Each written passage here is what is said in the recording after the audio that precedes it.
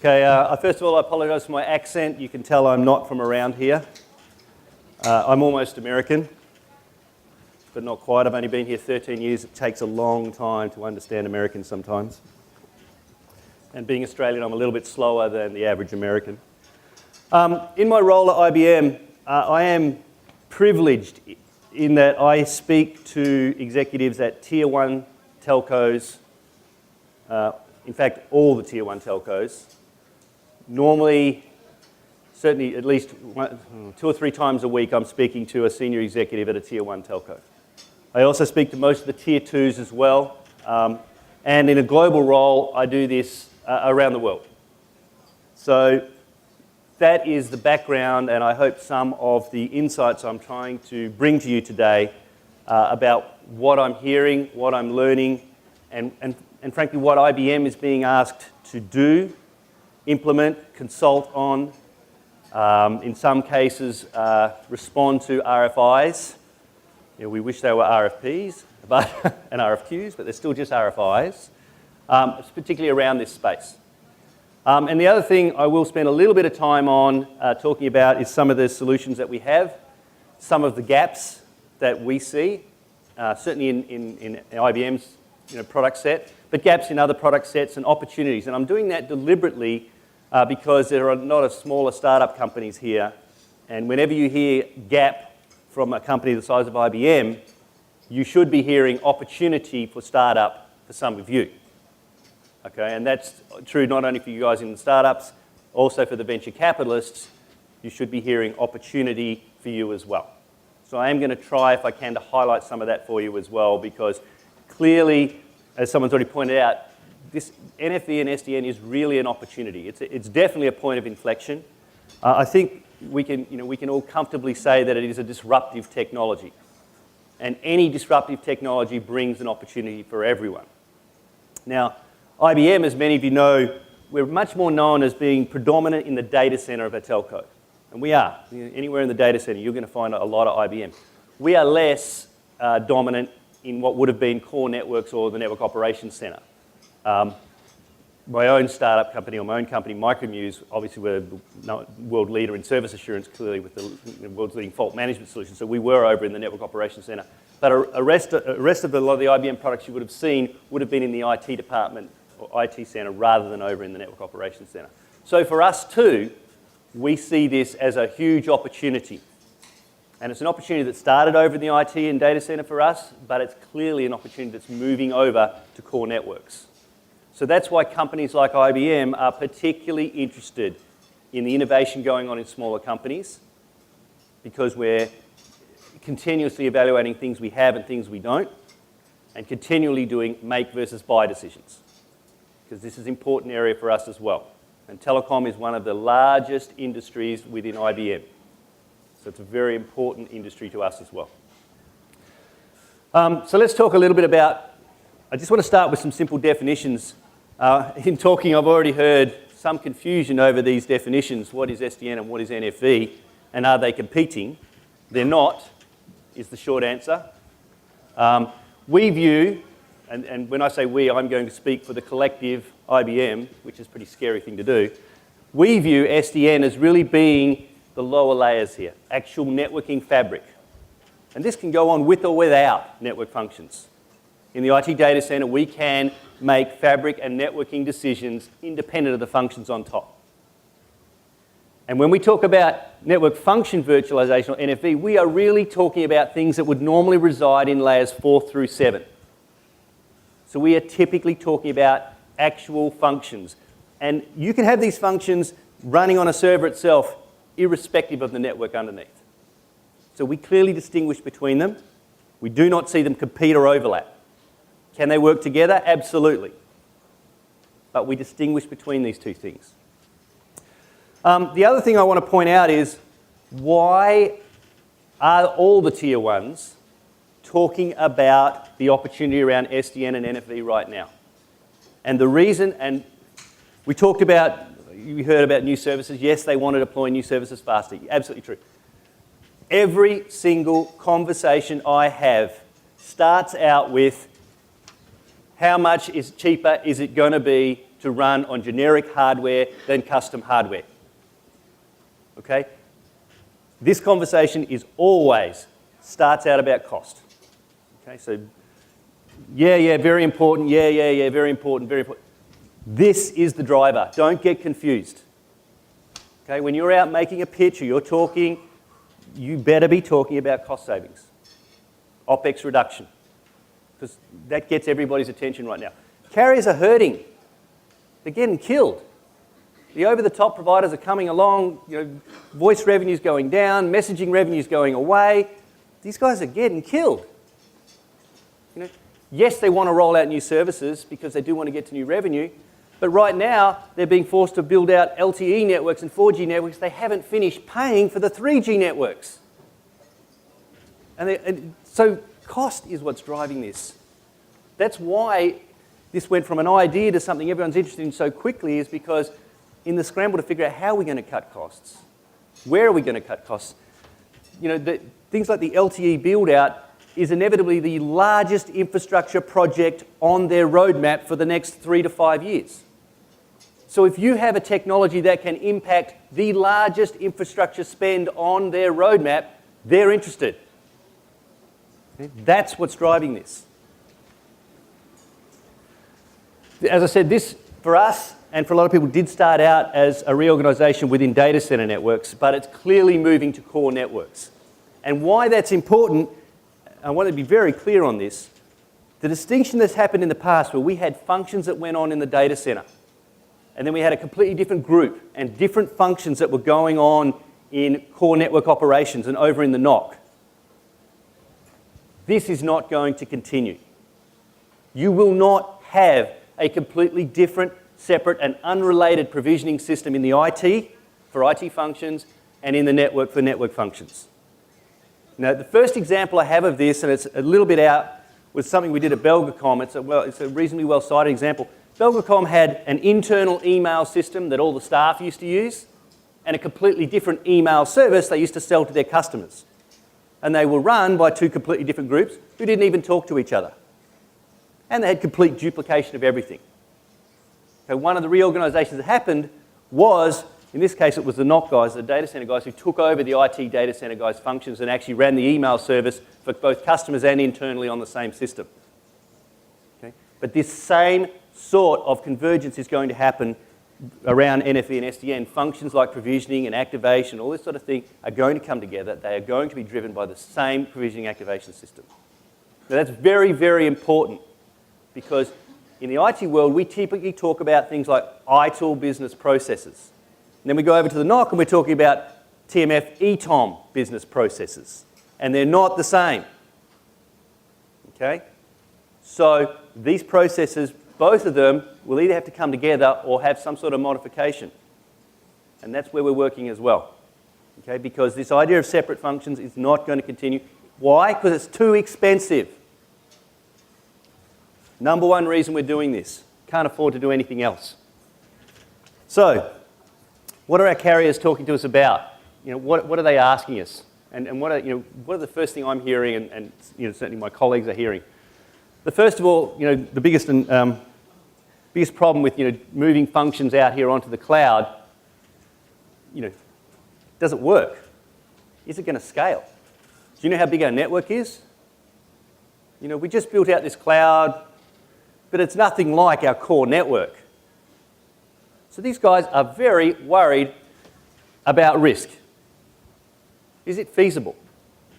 Now we talk about, yeah, it would be possible to build an evolved packet core that would handle your entire LTE rollout. But when you talk to a carrier, they say, let me get this straight. You want to bet my entire core network on some small company, even semi-large company. I mean, this is a big deal.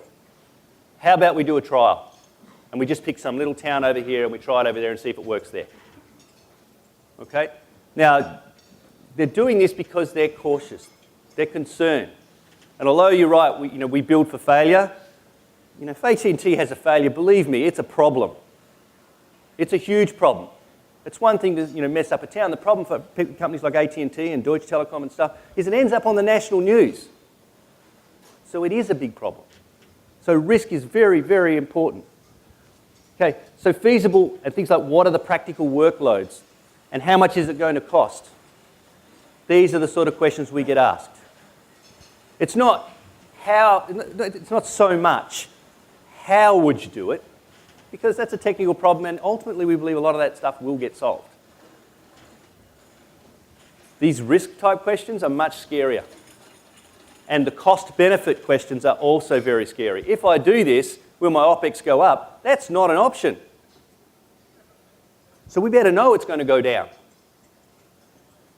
And that will bring me to a point I want to make later. Making sure OPEX go down is absolutely critical. Otherwise, the whole business case for this falls apart. It's just a really cool technology, so what? Unless you can give me a compelling service, I don't care. Okay, next one. What are the technical implications of this transition? Specifically, what about our existing systems? Whether you like it or not, over the last 40 years, our telcos have invested billions and billions of dollars in IT systems and OSS, BSS systems. That stuff is not going away. Whether we like it or not, NFV and SDN will have to work within the existing OSS and BSS. Those of you familiar with the ETSI working group and the ETSI reference architecture will know there's a box at the top left-hand corner of the screen marked OSS BSS. It's a really small little box on the ETSI diagram. Okay? In reality, it's bigger than the entire ETSI diagram. Okay? Their reference architecture is clearly not to scale. Okay?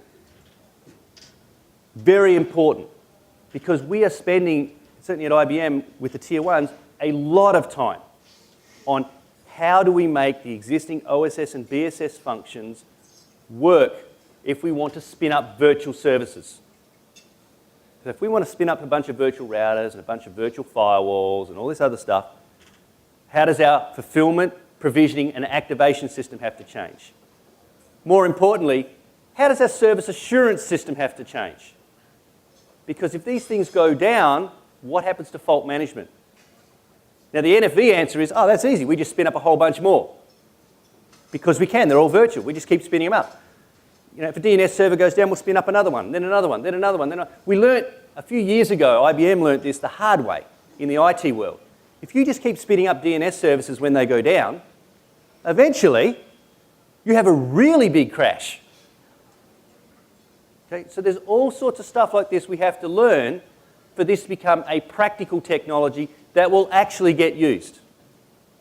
But the idea that you could just spin up things when you need them and spin them down when you need them is very nice in theory. In practice, if you just keep spinning them up and spinning them up and spinning them up because you keep needing them, when you do have a crash, you have a big one. Now, the good news is a lot of the systems that we've done already, certainly IT systems and OSS, BSS systems, know about that stuff. It's taken us 40 years to figure it out, but we learnt it. So none of this stuff is going to happen in isolation. It is going to work with the existing systems. So we are spending a lot of time on that. What has to change in the existing systems? The timescales. Very important as well. When do we need to do this? Should I be panicking? Do I need to do it now? Now, operators want to go fast to do it right now. They would like to go fast. Why do they want to go fast? Because they want to spin up new services? No. Do they have a bunch of new services they want to spin up? No. Why do they want to go fast? Because it's too expensive. How fast can you cut costs for me? Yeah. Back to the main driver here. How fast can you cut costs for me? So they want to go as quickly as they possibly can to cut costs. But they're all very cognizant. If you blow up my core and I don't have a network for a day, you've cost me so much money, it's irrelevant. Okay, so they're very concerned about that. And what do operators need to do now? What are they doing now? What they're doing right now is learning. Proof of concepts. Can we do this? Could we spin up an individual function and how much will it cost? So they're definitely learning. At the moment, we don't have any large commercial rollouts of this. We have operators who'd like to do it, who'd like to, how can we do it, when do we do it, this sort of thing. But in terms of an actual large commercial in production rollout, no. proof of concepts, that sort of thing is where we are now. And it's what we're doing now. Okay, so I'm going to go through a couple of examples of what we're doing. For those of you in startups, you know, this should be like absolute gold to you, frankly. This is the sort of thing IBM is talking to tier 1 operators and large operators about and would like to be able to do with NFV SDN functions. Could we do it? Can we proof of concept? What would a design look like to do this? For you guys in startups, where would my product fit into a solution that IBM or any other large vendor proposes to a tier 1 carrier to do this? Because tier 1s are asking us, how would you do this? What would it look like? What would the pieces be? What would it cost to do? How much would it save? How long would it take to do? So first example was simply around the idea of setting up a VPN. Could I spin up a VPN for a corporation with multiple branches so I can connect all the branches and it actually is a secure VPN? What would it take? What would the design look like? What would the components be? How much would it cost? Because right now it costs me this much to do it and takes me this long. Can you beat it? Simple question. This one here, I think some of you have seen, there was a press announcement, I'm not going to talk about it, around a trial we did around an Evolved Packet Core for an LTE rollout in a region. Again, this gets back to the largest infrastructure project on tier 1 budgets right now is LTE rollout. If they could do that using a virtualized packet core, would it save even more? And how much? How long? What are the risks? Now, what we did here, it was very manual. You know, we actually went in and manually configured everything. To do this for real, we cannot sit there and configure an Evolved Packet Core manually. The OSS BSS has to do it. So, the trial didn't consider the costs and work for doing that, but nevertheless, this is the sort of thing carriers are wanting to try, evaluate, and see how it works. Another example, we get this from a lot of operators, tier 2s, tier 3s, is could you just pick a particular function, a firewall or a load balancer or something? Could you pick a particular function and just do a cost and performance comparison for us? If we were to spin up 1,000 of these or 2,000 of these or 10,000 of those edge routers, if you were to do them all virtually or we were to ship a box, what's the difference in cost? How long? How much time? So there's a lot of those sort of things going on. I imagine a lot of the startup companies are here. You know, can I virtualize the S gateway or P gateway or something? How much cheaper is it? How much faster is that sort of stuff? So we're doing a lot of those sort of things as well. They're interesting. They're good for the cost comparison. They're not going to be a major project. They're going to be part of a much larger project. They certainly won't be a project in and of themselves, but we are doing a bunch of those as well. Another example, could you implement a content delivery network so that a home could order some content and we could deliver Netflix or Hulu or something to them? What would all the components be along that path? How many of them could be virtualized? How much quicker could you do it? And how much less would it cost? We are doing a kind of a reasonably substantial trial. In fact, 3 trials in Europe around exactly that. This is quite an interesting one. Obviously, the one in Europe's not using Hulu because they won't license it, but that's an example of a typical sort of problem. Carriers are looking at. Another example, could you implement our standard customer prem build-out?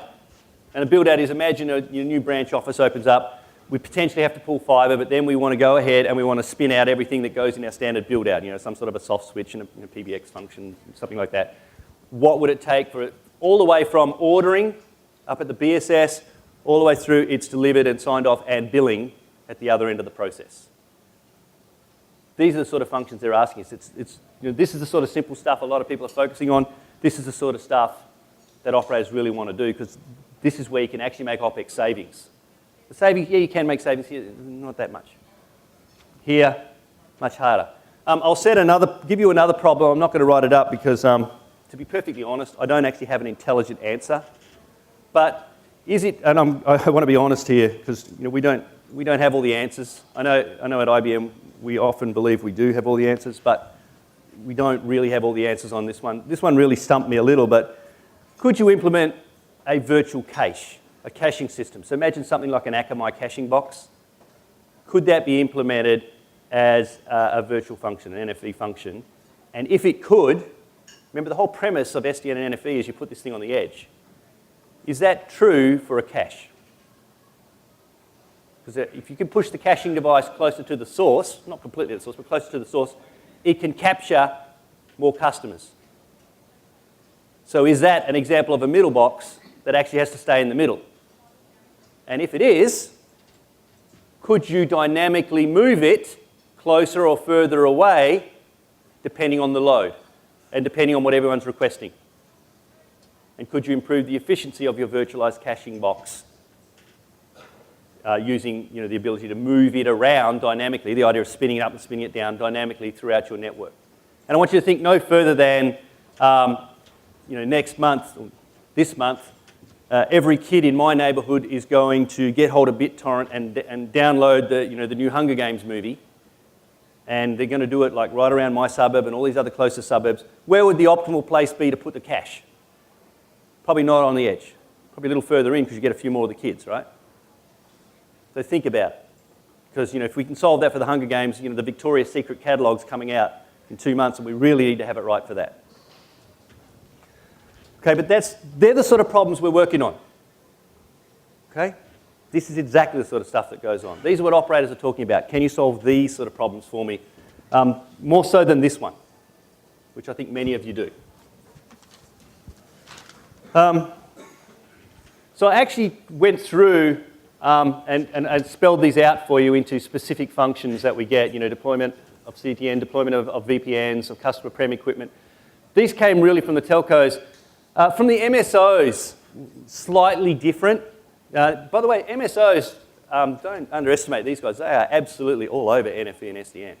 Okay, they are really, really all over this because it saves them money. Okay, but they're really all over this. But, this idea that they can place in-network things like DVR boxes and storage, that's a big deal for them. Shipping boxes to people's houses really sucks. Okay, so they would love to be able to implement a lot of this sort of stuff in-network. So this is a huge driver for them. It's not a new function. They already got DVRs. It's a cost savings. I can stick this stuff in the network and not have to roll trucks out and not have to fix these DVR boxes because they break. It's all about cost savings for the MSOs. But it's a big driver for them because it's a huge cost.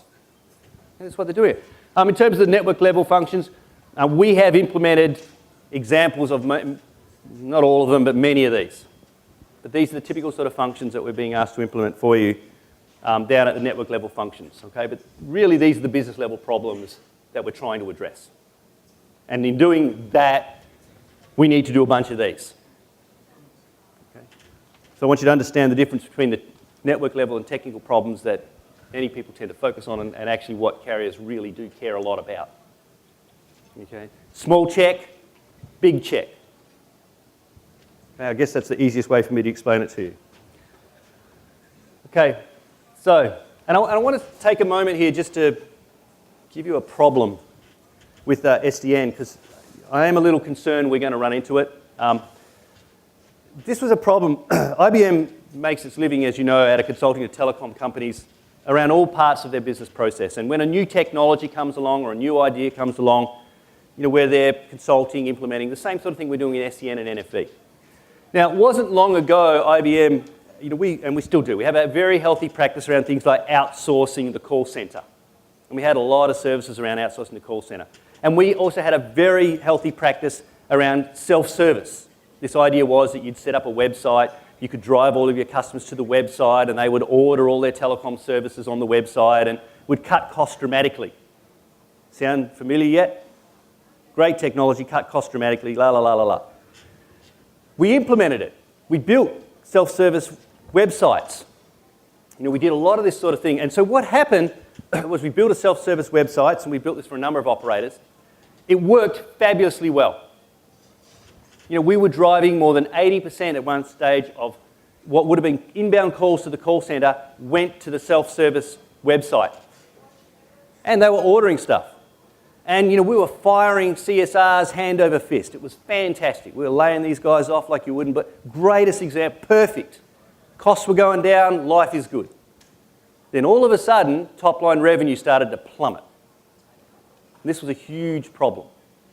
And what we'd done is we'd run into one of these dilemmas that we didn't know about with a new technology, which we called the dilemma of the right number of CSRs.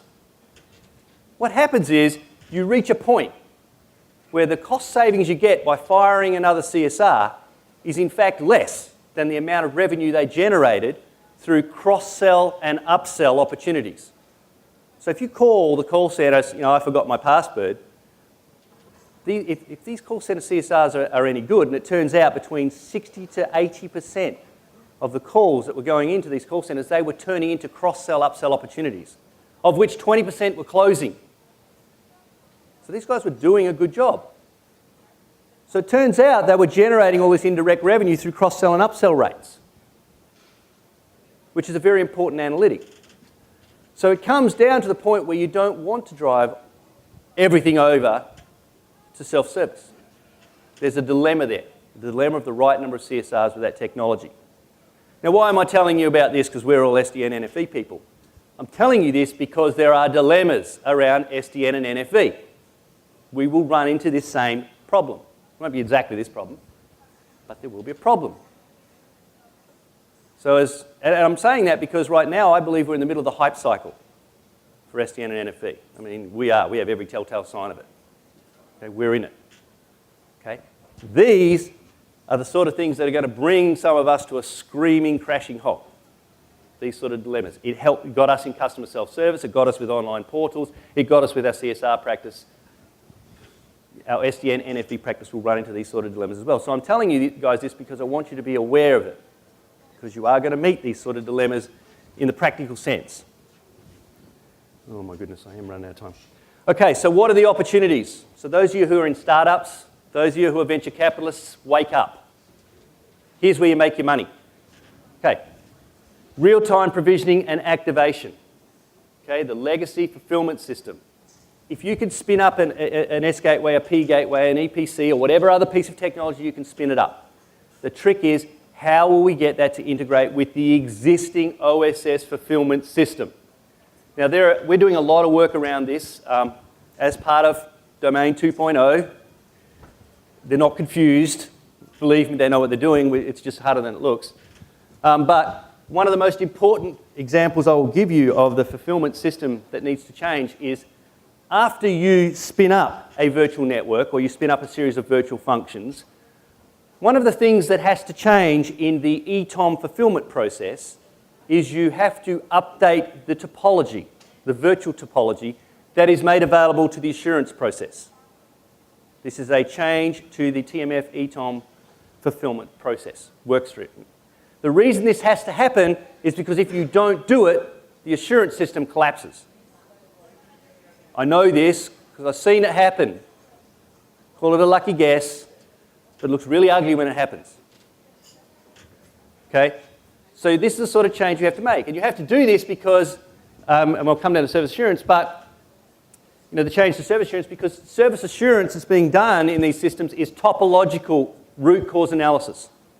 So what happens is you're looking at a series of events coming in from all over your network, and what you're doing is you're comparing it to the topology, and you're trying to figure out what's the root cause event, and which of these events are what we call sympathetic events. They're coming from downstream events. They're causal events, but they're not the root cause. To do that correctly, you need to understand the topology to figure out who's downstream. So you have to have an up-to-date topology. If fulfillment is busy spinning up virtual devices everywhere, you have to have an up-to-date virtual topology. The only place you can get that in real time is from the fulfillment system.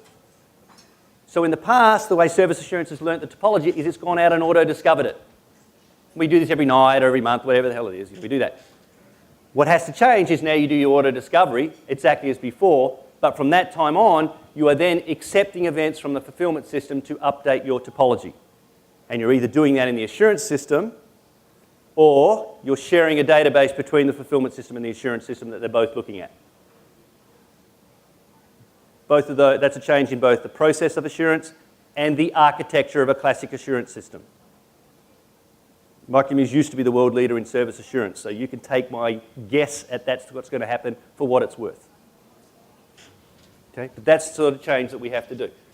And that also is a change to the TMF ETOM service assurance process, which I am reasonably familiar with.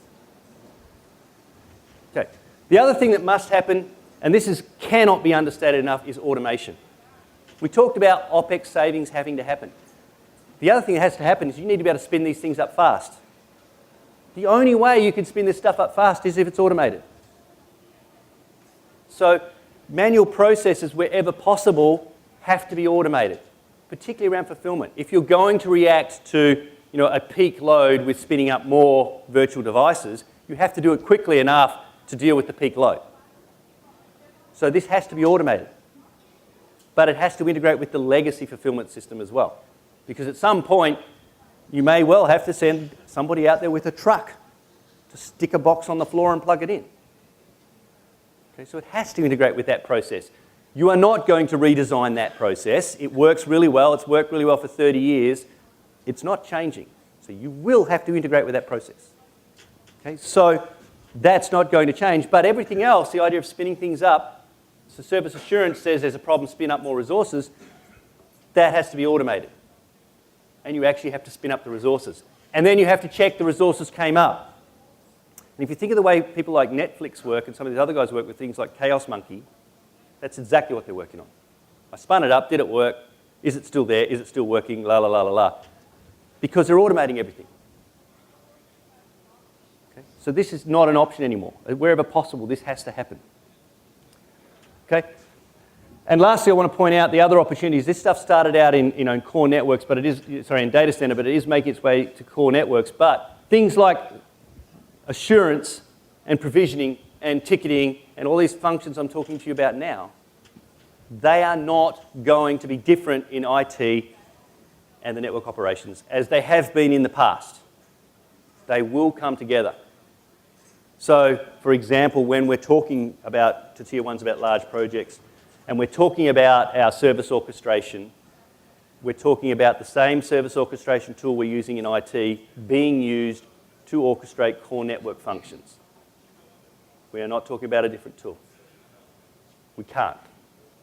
So wherever possible, that's going to be true. So for those of you who are very telecom-centric, you will have to understand that you will have to integrate and orchestrate with IT functions, as well as the telecom functions, and vice versa, which is what we're learning the hard way as well. So it is a journey. Okay, so I want to talk a little bit and just finish off with one slide around timing and what is success. We're still learning here. We're a big company, we're at all the tier ones, and believe me, we're still learning. We're doing proof of concepts. We're not doing core build-outs. Okay, so we're still learning. We're learning about the changes to the OSS, BSS processes. We're learning that it's more than spinning up a new S gateway or P gateway. It's not enough. Okay? It's about actually solving the business process. But we are learning. So we don't have all the answers, which is kind of where I think everybody's at right now. What will be our measures of success? How will we know we've actually got it right? The most important measure, and it's right here. These guys are looking to save OPEX. It's hurting. They're looking at this, they're embracing this, not because it's cool and sexy and spins up new services faster and spins up new services that you can't spin up right now and we haven't thought of what they are anyway. No. That's the core measure of success. Okay, right here. It's got to cost less to spin it up. It's got to cost less to deploy a new service. Speed, yes, if we can spin a new service up faster, in theory we make more money. Okay, unless the service we spin up is a loser. And, yeah, telcos have a pretty good history of doing that. Okay. So, yeah, okay. But we have a history of doing that too. Flexibility, yes. Very important. Yes, flexibility will be important. But the problem with flexibility is it's hard to quantify into that. What's the measure of it? Hard to quantify, but yes, it'll be there. New services. Well, yes, we have to be able to spin up. I think the real measure will be the number of new services that could not have been spun up conventionally. If you show me some of those, then you can really claim that one. Again, that's hard to quantify. This one's really easy to quantify. And the CFO knows exactly how to sign off on that check. Okay? So those of you in the smaller companies, smaller startups, and the venture capitalists, whoops, look for that one. Okay?